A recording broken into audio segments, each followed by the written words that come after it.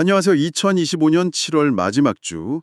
한국 증시가 정말 롤러코스터를 제대로 탔습니다. 네, 정말 정신없는 한 주였죠?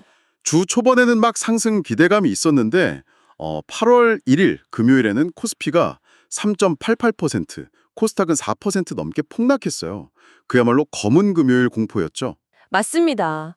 뭐랄까, 한 주 내내 벌어놨던 걸 금요일 하루 만에 다 까먹고 오히려 더 내려간 셈이니까요. 그래서 오늘 저희가 이 자료들을 좀 보면서요.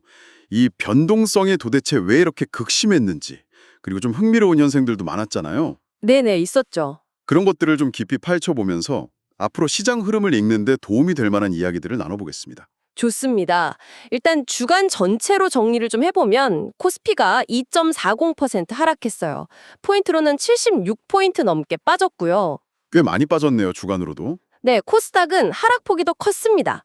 4.23%, 거의 34포인트 급락했죠. 그러니까 한 주 동안의 상승분을 고스란히 반납하고 더 내려간 거죠.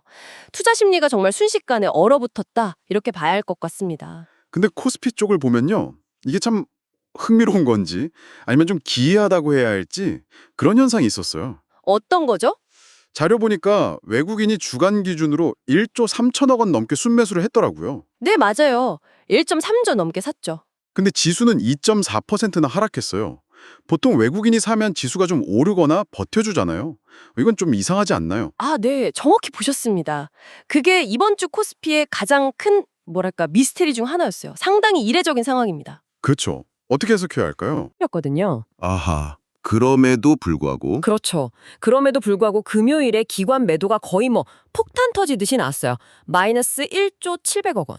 이게 지수를 그냥 확 끌어내린 거죠. 와, 기관이 그렇게 많이 팔았어요? 네. 주간 전체로 보면 결국 외국인은 1.3조 이상 샀지만 기관이 한 8,800억 팔고 개인도 한 9,600억 팔면서 지수가 내려간 겁니다. 그러니까 외국인 매수세는 힘을 못 쓴 거네요. 이게 단순히 수급이 꼬였다기보다는요, 몇 가지 가능성이 있는데, 외국인 매수가 진짜 소수의 특정 대형주에만 집중됐거나, 아니면 우리가 모르는 파생상품 포지션과 연계된 좀 복잡한 움직임일 수도 있어요.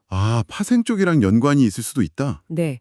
그러니까 지수만 봐서는 이 시장 전체의 어떤 건강 상태나 흐름을 파악하기 좀 어려운 약간 혼란스러운 신호일 수 있다는 거죠. 외국인 매수에도 불구하고 기관 매도세가 그렇게 강했다는 건데 혹시 그 기관 매도는 특정 섹터에 집중된 거였나요? 아니면 그냥 전반적으로 답한 건가요? 금요일 급락 상황만 보면요. 이건 특정 섹터라기보다는 그냥 시장 전반에 걸친 위험 회피 심리가 확 퍼지면서 나타난 투매 성격이 강했어요.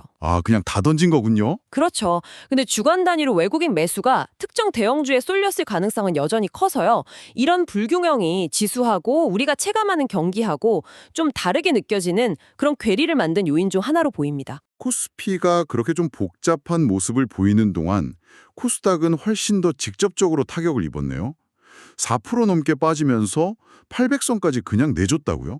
그렇습니다. 코스닥에서는 이 위험 회피 심리가 훨씬 더 명확하게 나타났어요. 주간 내내 외국인이 한 600억 넘게 팔고 기관은 무려 2,600억 넘게 순매도를 했거든요.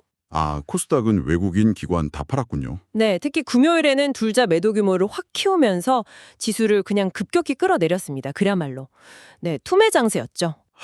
정말 아찔했겠네요. 근데 이 혼란 속에서 개인 투자자들 움직임이 진짜 눈에 확 띄어요. 네, 맞아요. 개인이요? 검은 금요일 그 공포 속에서 코스피에서만 개인이 1조 6천억 원 넘게 순매수했어요. 와, 진짜 대단한 규모인데요? 네, 1.6조 원. 엄청난 금액이죠. 네, 자료 보니까 또 신기한 게 고객 예탁금 있잖아요. 그 주식 사려고 대기하는 돈. 그것도 주간에 3조 4천억 원 넘게 들었고요. 예탁금도 늘었어요. 네, 심지어 빚내서 투자하는 신용잔고까지 아주 약간이지만 늘었더라고요. 이 자신감은 대체 어디서 나오는 걸까요? 참 흥미로운 지점입니다. 이게 뭐냐면 시장 공포가 극에 달했을 때 오히려 싸다 하고 저가 매수 기회로 보고 공격적으로 뛰어드는 개인 투자자들의 어떤 패턴을 보여주는 거죠. 하락을 기회로 본다. 네, 특히 고객 예탁금하고 신용잔고가 같이 늘어난 건 이게 과거 하락장과는 좀 다른 모습이에요. 개인 투자자들의 시장 대응 방식이 예전보다 훨씬 더 과감해지고 적극적으로 변했다는 증거일 수 있습니다. 그게 좋은 건지는 모르겠지만 그렇죠. 물론 이게 현명한 판단이었는지는 시간이 좀 지나봐야 알 수 있겠죠. 자, 그럼 이번 주 시장의 특징을 좀 요약해보면 첫째는 뚜렷한 악재 없이 그냥 심리적인 불안감이 확 터져 나온 검은 금요일 투매 장세. 네, 심리적 요인. 둘째는 외국인이 그렇게 많이 샀는데도 코스피는 하락한 이 기이한 디커플링 현상. 네, 괴리. 그리고 셋째는 이 공포를 오히려 매수 기회로 삼은 개인들의 기록적인 역주행 매수. 정말 이렇게 상반된 힘들이 막 부딪힌 한 주였네요. 네, 정확하게 정리해 주셨습니다. 검은 금요일은 그동안 쌓였던 어떤 피로감, 그리고 잠재적인 위험 요인들에 대한 불안 심리가 한꺼번에 그냥 분출된 결과다, 이렇게 해석해 볼 수 있고요. 네. 외국인 매수와 지수 하락의 이 괴리는 시장이 얼마나 복잡한지를 보여주고, 또 개인의 이런 매수세는 투자 행태가 어떻게 변하고 있는지를 보여주는 중요한 단서가 될 겁니다. 그럼 다음 주 이제 32주차 시장은 어떻게 흘러갈까요? 단기적으로 너무 많이 빠졌으니까 기술적 반등 뭐 이런 거라도 좀 기대해 볼 수 있지 않을까요? 네, 기술적인 반등 시도는 나올 수 있다고 봅니다. 워낙 낙폭이 컸으니까요. 다만 하락폭이 컸던 만큼 반등이 나오더라도 그 위에서 팔려는 매물 부담도 상당히 클 것으로 보여요. 아, 저항선이 있겠군요. 그렇죠. 1차 저항선으로는 코스피는 한 3150선, 코스닥은 다시 800선에 회복하는지가 중요해 보입니다. 그리고 계속해서 이 개인 매수세 대 외국인 기관 매도세, 이 힘겨루기가 시장 방향을 결정하는 주요 변수가 될 거고요. 수급 싸움이 계속되겠네요. 네. 그리고 또 하나 변수가 미국 7월 소비자 물가 지수 CPI 발표를 앞두고 있거든요. 여기서 또 인플레이션 우려가 어떻게 나오느냐에 따라서 시장이 좀 출렁일 수 있습니다. 경계 심리가 작용할 수 있죠. 아, 여전히 안개 속이네요, 그럼. 자료에서도 보니까 변동성이 큰 구간이니까 보수적인 분들은 좀 현금 비중 유지하고 좀 공격적인 투자자라도 실적 좋은 우량주 중심으로 그것도 나눠서 사라. 이렇게 좀 신중론을 얘기하고 있더라고요. 맞습니다. 지금은 뭐 섣불리 예측하기보다는 시장 방향성을 좀 확인하면서 대응하는 그런 지혜가 필요한 시점인 것 같아요. 네. 사실 이번 주가 우리에게 참 많은 질문을 던졌어요. 외국인은 왜 그렇게 사는데 지수는 내렸을까? 개인은 왜 이 공포 속에서 역대급으로 매수에 나섰을까? 이런 극명한 대립이 과연 그냥 일시적인 수급 불균형일까요?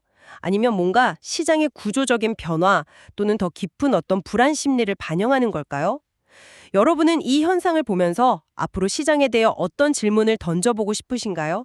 잠시 한번 생각해 보시는 것도 좋을 것 같습니다.